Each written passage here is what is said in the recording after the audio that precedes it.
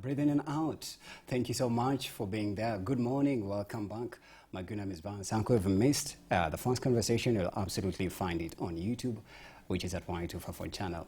My socials is at Brian Sanko Online. Now, in this last part of the conversation, we're delving into matters fashion that's turning out to be one of the most lucrative ventures in Kenya, from outdoor fashion events, award ceremonies, and even exhibition. Our guest, who is live with us in the studio, is going to take us through her journey of fashion entrepreneurship. Today, we are speaking to Doreen Mwanje. She is a fashionpreneur, and she owns a fashion house. It's called Ijok Fashions. Karibu sana. Good morning. Good morning too. Great to meet you. Great to meet you too. Now, let's get to hear your story.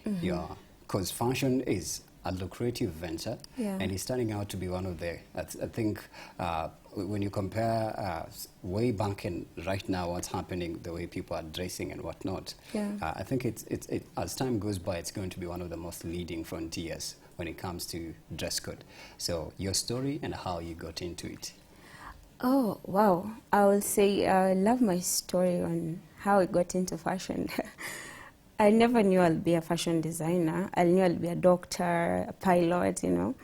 So, but I wanted to tell my story. First of all, I had low self-esteem for quite a long time. And I wanted to express myself, how I'm feeling, without telling the world what I'm actually going through. Wow. So I had to let go of my degree in psychology and pursue fashion and design.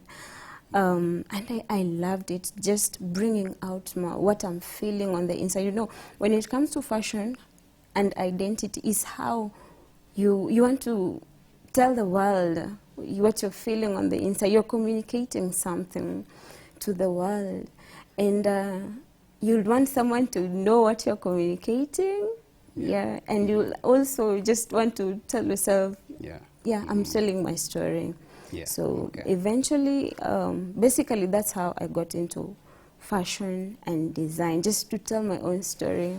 Fashion and design. And I remember we'll take my fabric to Fundi, pale mtaa, you know. And at the back of my mind, I have a design because I want to tell a story. And then this person will not bring it out as I want to tell that particular story. So I'm like, what if I tell the story myself? I love it. Let me go into it. And also to help other people to be able to tell their stories confidently. So you officially began, your journey began in what year? Back in 2019, 2020 there. It's almost clocking 5 years. Last year. So how did you start now as a business? Because I believe there's initial stages. You've explained really clearly. You started off by taking your material or your fabric to just an ordinary tailor or fundi. But then the way they design the outfits couldn't bring out, you know, the story or the vision you had in mind. And something I've learned from that is the storytelling in fashion. So how did you begin now as a professional? Well, I just started with whatever I had. That's a fabric and a skill. And I'm like, I'll start it with myself and the people who were close to me, my friends, my family. Let's tell this story together. But I started from where I was at that point, where I am. So did you open like a makeshift shop? Did you rent somewhere? Were you doing it in the house? Or did you collaborate with someone and then you started designing? Because I also believe that is a skill you had to learn. So, so did you train? Did you learn how to sew? I went to school to study the whole thing on fashion, from sketching, bringing out what's in your mind, to a piece of paper, now to a reality. Sketching. From sketching. Because many times with the way when you're, I think I remember there's a time I went to one of the tailors. He was my friend, and he told me, "Si lazima unilete mapicha. You can still tell me the outfit that you want, and I can bring it down." And she literally sketched everything, like drafted it, and then, you know, it bathed into a suit. So it's interesting you're speaking of that. So part of the skill is sketching, okay? Right. sketching it out and bringing it to the reality. I started in the house. Yeah, I started maybe, and I'm still in the house. I'm still not yet out there. I have a space. I started, as I said earlier, I started with where I am currently. What do I have? I have a machine here. Yeah. I have, yes, I can sketch, yes. I have a space in a corner of my house. I have a dummy. I can get a fabric. Yeah. That's how I And started. the next is story. Yeah.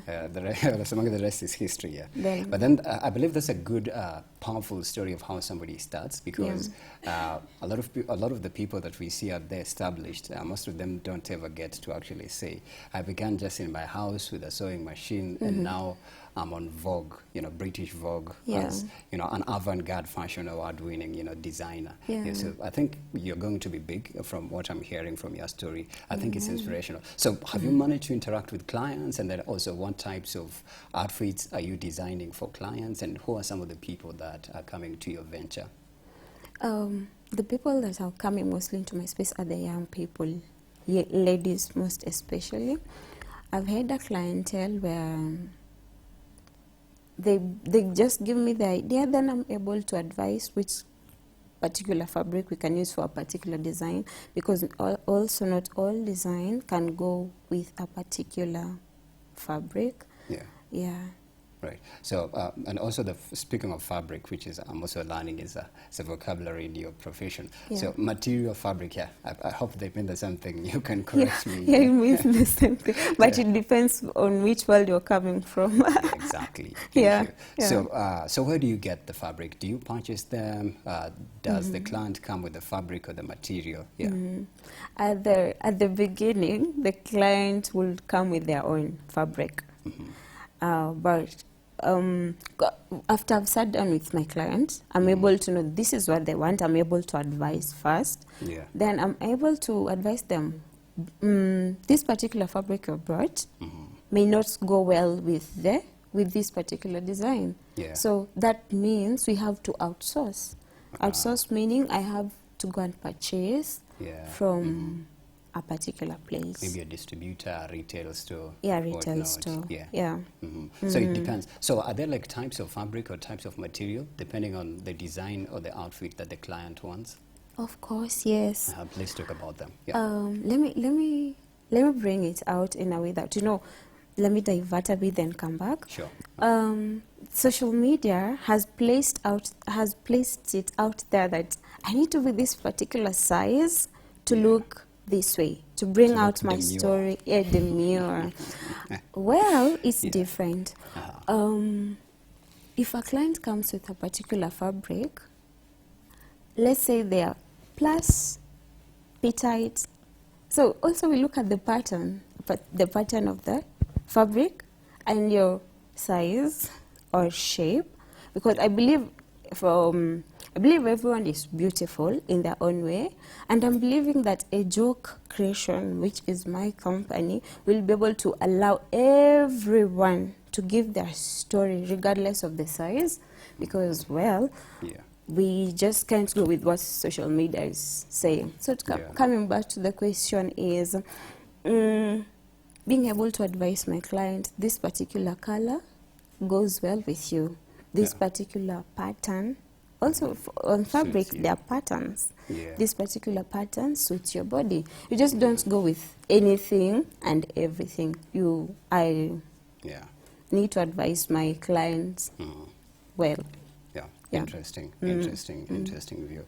And what I've heard from you is that we live in a world where people are so lost and caught up in labels, and the way also I believe these fashion outlets as well, they have set the pace. They'll be like, if you're not looking like Rihanna or dressing like what happened in the Met Gala, then you're out of touch with what's happening in the fashion world. But from what I'm hearing from your story is that it's possible to birth a person's vision and image of how the outfit or how the ensemble should look like, which is an impressive thing. But then that brings me to a question of the difference between style and fashion from just what you pointed out. Maybe you can take us through what is fashion and then what is style. Yeah. Amazing. Fashion, most people have categorized it only to clothing. well, fashion is not clothing, not only about clothing. It's wide. Fashion is all about makeup, hair, your dress code, even your shoes. Like, it's an entire thing. That is what you call fashion. It's just not only on clothing, because you're using it to bring out a story. Styling for me, it's well, I just don't. You just have this particular garment, you just put it on and move. No, styling means I need to bring in an aspect of earrings, what blends in with the outfit, what blends in with the makeup I've done. Yeah. Yes, so what blends in the extras. Yeah.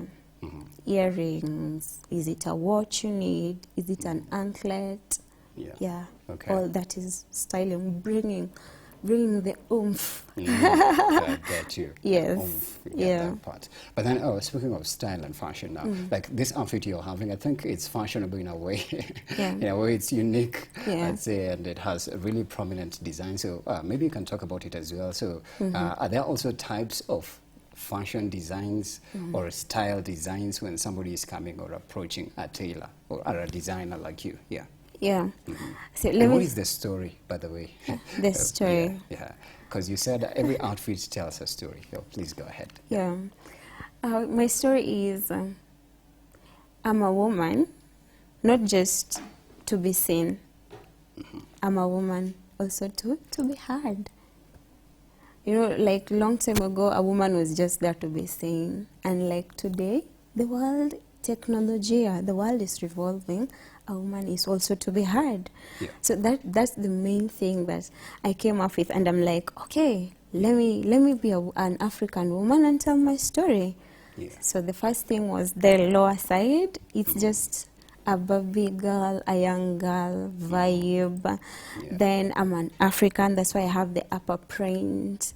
And I'm not ashamed of telling my story to the world. That's why I have the cape. The wings or the horns. Sleeves, yes. There you go, yes. I'm ready. Yes, you better be ready, you better get ready. I'm ready for the world. Absolutely. Yeah. So in short, you want to tell a story with an outfit. Does that mean as well that how a person is dressed? But let me just borrow from the saying, you're dressed according to how you're dressed. Yeah. Oh, Does yes. it mean that in each and everyday life, when you get out of your house, whatever you're going to, the occasion or destination, the way you're dressed is literally telling a story from you leaving their house to getting to your destination and coming back. And that means people are reading and observing. So you guys are really conscious about how you design outfits out there. Yeah. Is that true? Yeah. How you dress is literally how you'll be addressed. You can be modest and still be modern.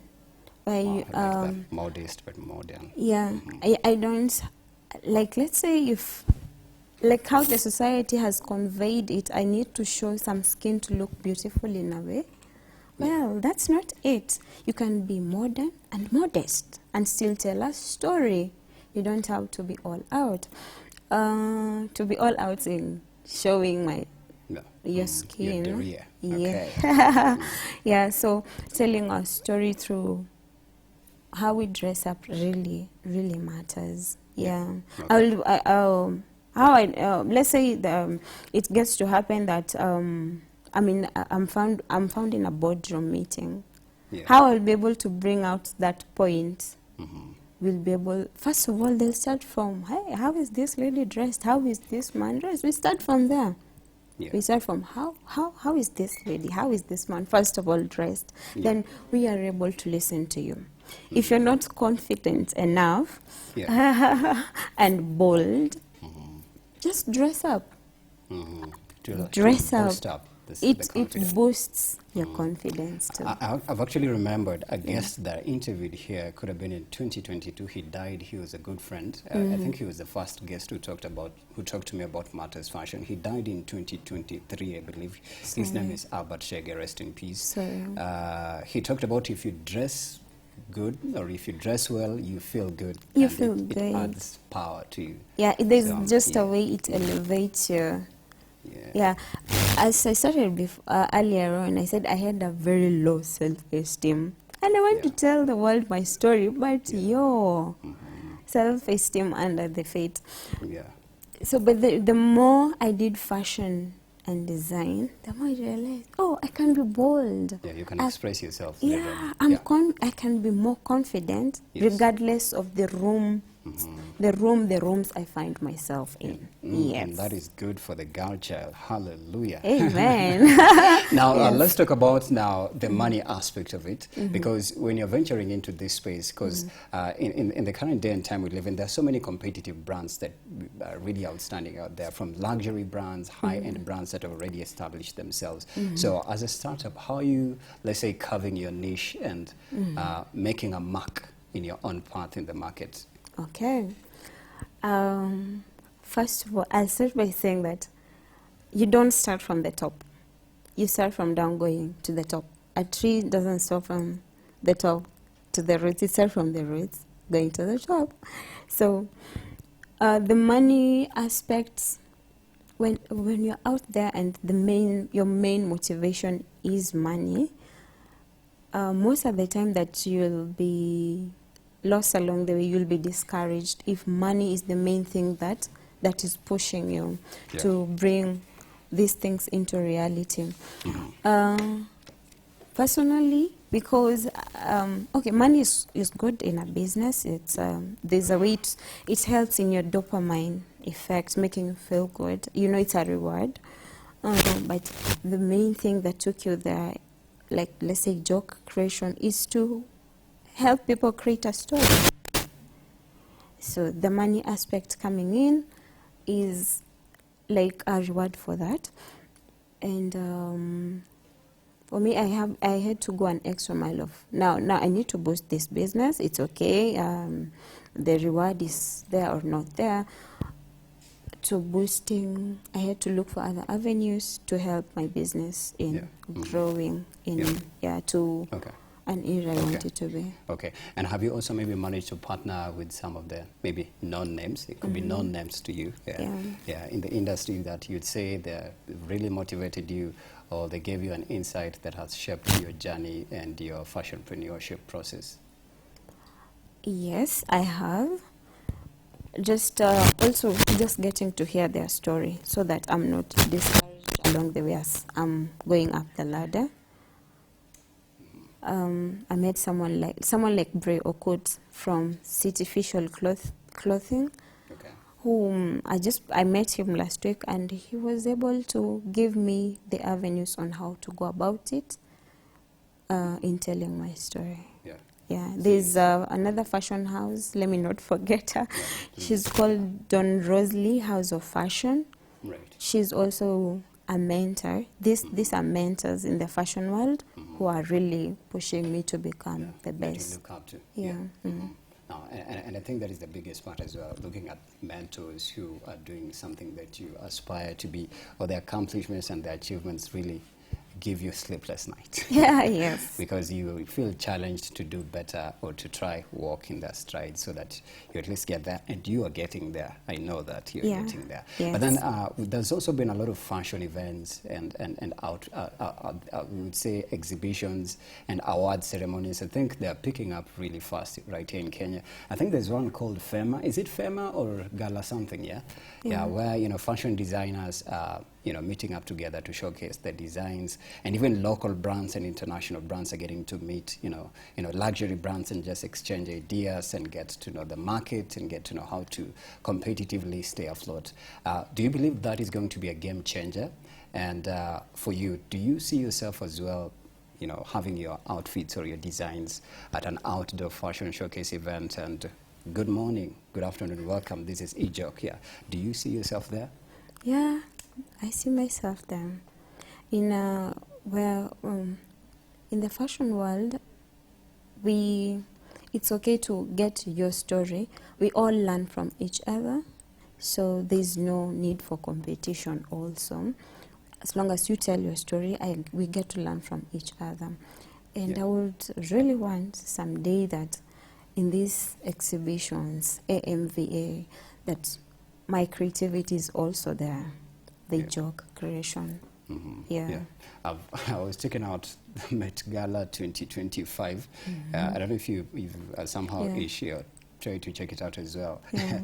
I understand it's a charity fashion event to pay homage to something at a museum, and the founder is called Anna Wintour. I follow her on Instagram. Yeah. So when you see some of these designers and some of these celebrities that have been pitched to come and showcase these designs, does it mean that for such luxury and international brands that have already established a mark in the international space, it's difficult for them to come down here and collaborate with people like Ejok, because maybe they feel like, bado uko down kiasi, Yeah. let us continue, cultivating and setting the pace with each other. So do you feel like there's a huge gap between established luxury brands and then local brands that are trying to find, their way into the space?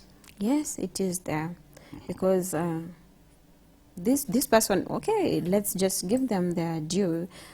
They have been building their brand for a longer time, more than you. So they are just like, me coming down to their level, I'm wasting my finances, my time.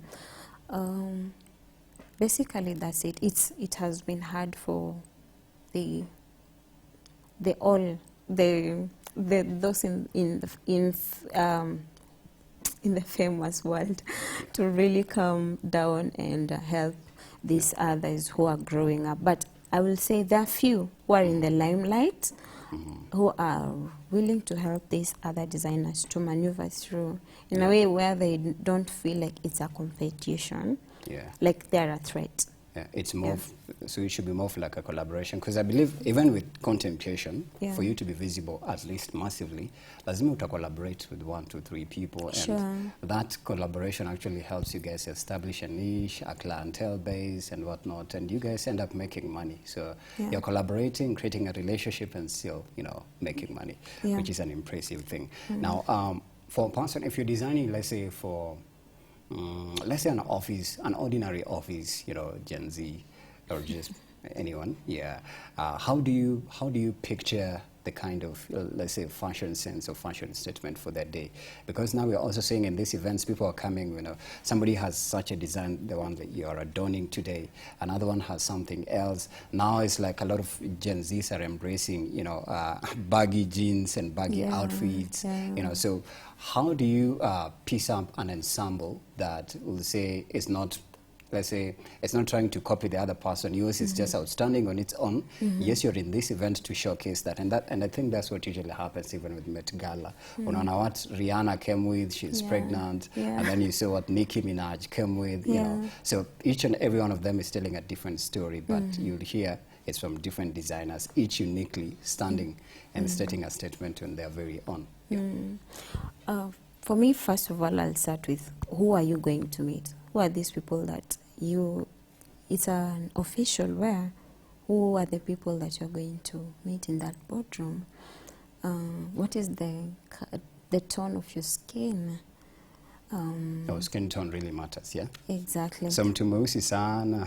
What is your size? Afai kuvaa color gani? Color here really matters. Color coordinating, yeah? Yes.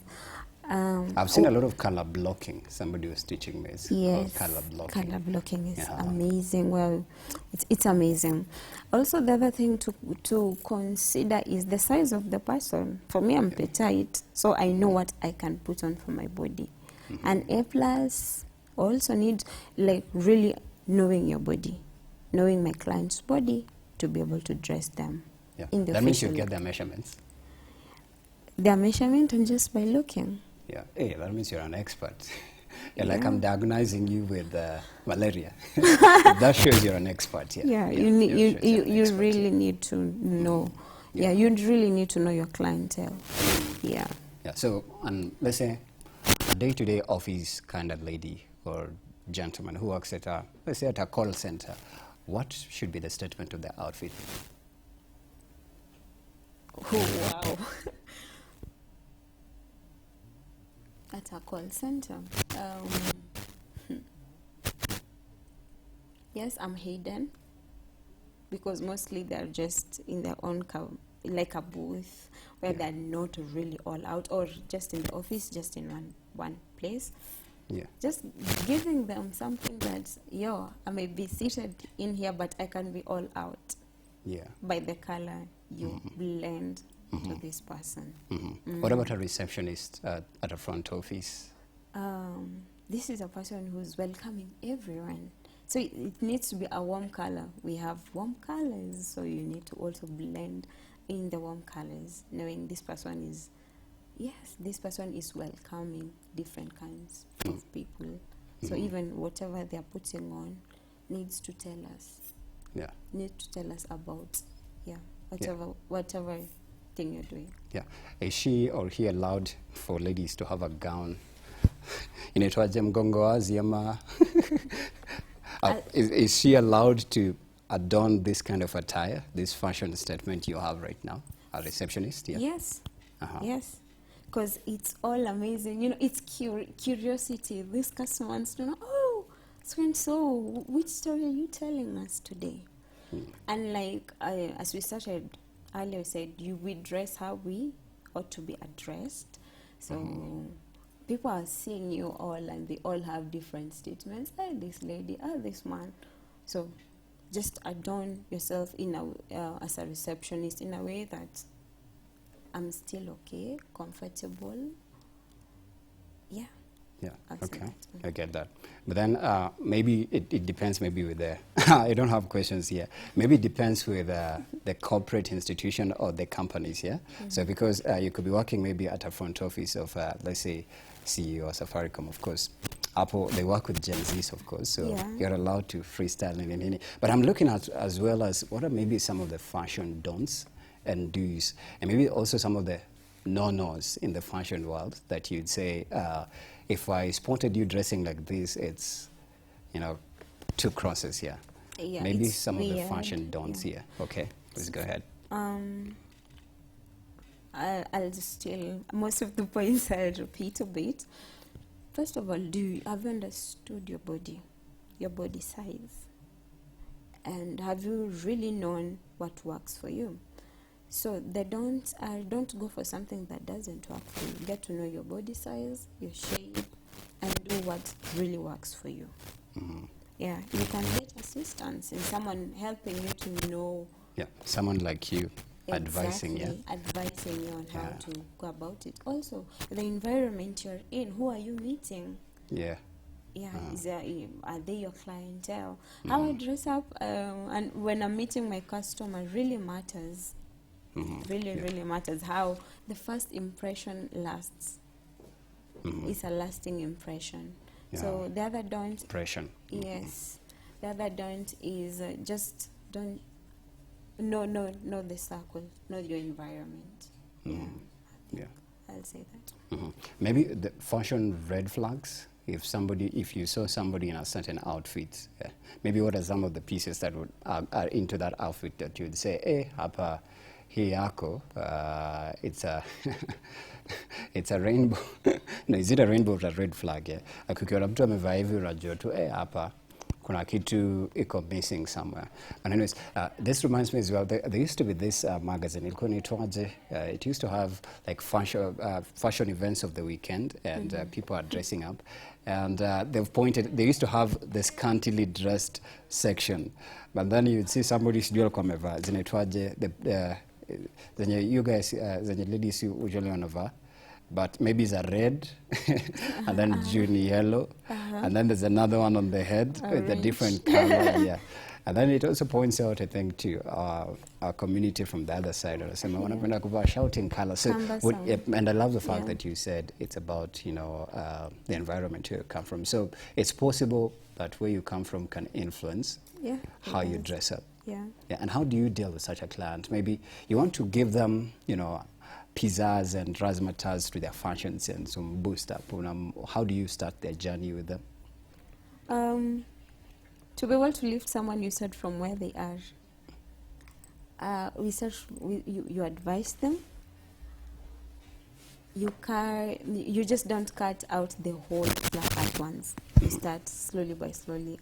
my customer, I'm thinking if we can replace this with this, it can be better. If we can do this and that, it can be better. So with time, you know, they have been in a comfort zone where they're just, niko sawa, I'm okay, you know.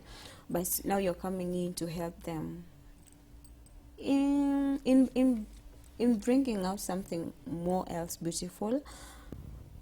It's just starting where they are. Yeah, and being able to replace the pieces, the colors they've been doing with a color you know that will perfectly work for them.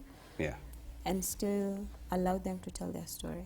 Yeah, okay, fantastic. Yeah. But then I'm also impressed at the era that you're in right now. I don't know, from you as a fashion designer, what fashion era are we in? Because we are seeing a lot of Gen Zs into baggy stuff. I don't know if you've seen even the viral TikTokers.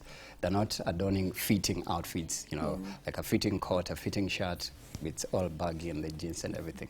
But then when you date it back during our grandfathers or grandpas, it was also a fashion sense. So maybe are we seeing like a rotation of, let's say, what is the word, vintage fashion being rebranded and reshaped into modern urban fusion fashion? Yeah. Something about fashion, you never lose it. It keeps on rotating itself. Before during my time, you'll put on a baggy trouser and it will be weird. Hey, this one has lost weight, you know. But right now I think my grandpas used to do that particular outfit, but right now it's being embraced because we still borrow. That's what I'm saying. The fashion world is still rotational and evolving. Yeah, and still adding more to what was done before. Yeah. All right. As we get to fix your mic, I was actually asking ChatGPT. No, this is Grok. No. This is agentic AI. I asked it about fashion ensembles, what it means by fashion and what it means by style. It says, according to agentic AI, it says style is a temporary and often fleeting way of dressing. And it also touches on your behavior. And it includes writing a statement and are popular at a particular time or among a particular group. So it's possible that, you know, any person you interact with, you know, that's fashionable. Let's just say someone who's fashionable, they are putting out a statement with their ensemble of their outfit. And then it also says fashion is driven by trends that are constantly evolving and often influenced by designers and influencers. So some of the people that you see during these events, outdoor events, exhibitions, showcases, and whatnot, they're usually, you know, influenced. And I think also, I remember when skinny jeans was the real deal way back. Skinny jeans, fitting shirts. I think when they came into the fashion space, it was all about, you know, everybody was all about, you know, those outfits. There was a time as well where I believe color blocking was a thing. Like somebody has dressed in yellow, but then they're matching it with orange, and then they have green shoes. So it's like you're a walking rainbow, which was an interesting thing. And then it talks about for you to be fashionable, it says for you to be considered a fashionable person, it means that you have to specifically be prominent with some certain patterns. And I think our guest had already said that, a specific palette, a specific color, and that introduces you as a fashion statement person. And I think, Grace, you can agree with that. Yeah. Doreen. Yeah. Sorry, Doreen, beg your pardon. But then lastly here it talks about style. It says, style is a distinctive way of dressing that reflects an individual's personality, tastes, and lifestyle. So style is also about lifestyle, yeah? Yeah, it is. Yeah, because I'm looking at somebody like Meghan Markle. Yeah, when she got into, you know, the kingdom, yeah, she became a princess, yeah, Princess of Sussex, yeah, the Duke and Princess of Sussex. The way she used to dress well, she was in Hollywood as an actress, as a syndicated actress in Hollywood. It's totally different. Right now, she's moved into those, you know, the courts, the ensembles, the outfits that are really coordinated, and it's like just one statement, but yes, it's fashionable, not shouting, not off balance, but it's elegant and it's cool and chic. Yeah. Let's say the transform. You know, this is a person who's all out. Everyone is looking up to her, and she needs to be still keep the elegance mode going. Yeah, though I'll still say as your status grow, it really matters how also you your fashion dress. sense growth. Yeah. Maybe if you were to give a fashion statement advice to a person, what would you advise them? For example, somebody wants to, like a person like, let's say Steph, she's a lady, she's always on the camera all the time, and maybe for a starter now, because each and every profession, there's a way that you go, unafanyanga shopping ya hiyo profession, unajua, hey, sasa hapo itabidi ni consult Doreen, nijue kwa hii job yangu, nafaa nivae hivi na hivi na hivi na hivi. So maybe what piece of fashion advice would you give to a starter? Who's on the camera rolling? First of all, when I'm seated here, there are cameras all around. So the person who's on the camera will motivate me in a way to keep telling my story. And how will she or he motivate me is by also the color they're putting on. Yeah. To be able to bring the warmth. I'll say the ladies Presence, right here. They're actually bringing it's presence. yeah. Okay, and personality. Yeah. Exactly. So they help us to be able amplify it. Okay. yeah, to bring out our story even more. Yeah. Now back to your story. Maybe are there any challenges that you went through, places that you've sought inspiration, people that you look up to apart from the fashion people that you mentioned that really keep you going? Maybe let's start with maybe the strains, some of the constraints that you've encountered in your journey. Yeah, you'll get up before I will just say yes to any design, and I'm not able to do it.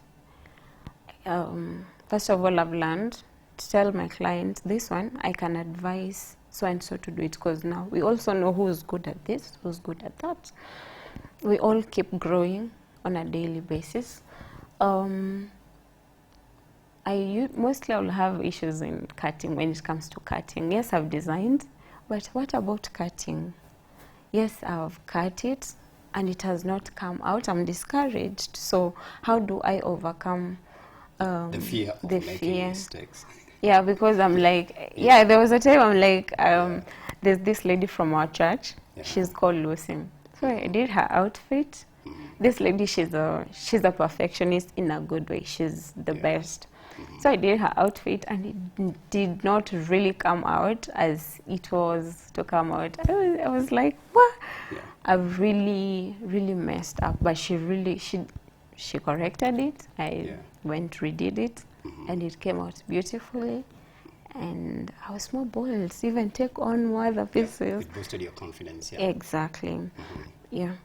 So the people that inspire you, I think that's a good thing, because most of us would rather show our perfect side. Okay, like you'd rather orchestrate everything so that it looks good, but it's vulnerable moments, And actually, I believe being human is having room to make mistakes and owning up and adjusting and learning. So that's impressive. Yeah, that's impressive. For me, I'll just say also get people who, like I have a particular fundi. He's not a designer. He teaches at Kariobangi North in the interior. He has not gone to school. All he knows is to just sit and stitch. Now for me, yes, I've gone to school, so I need to know it all. Wait, this man can really bring out your outfit, and you're like, which school did you go? I did not go to school. This person has been in this industry for long. To an extent, they know how to analyze and bring it to reality.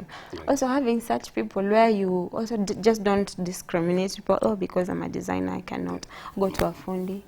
It's okay to ask for help where help is needed. Absolutely, big time. Maybe lastly, before you tell us how people can, get to support you and find your outfits, or maybe get you to design for them. Maybe what is that one thing that people don't know about fashion designers, or that happens in the world of fashion that's very important? But a lot of people are blind to it. But you, as a professional who's in there and in the entrepreneurial space, hey, there's 1, 2, 3 things that happen here. Shortly, then you can see how people can support you.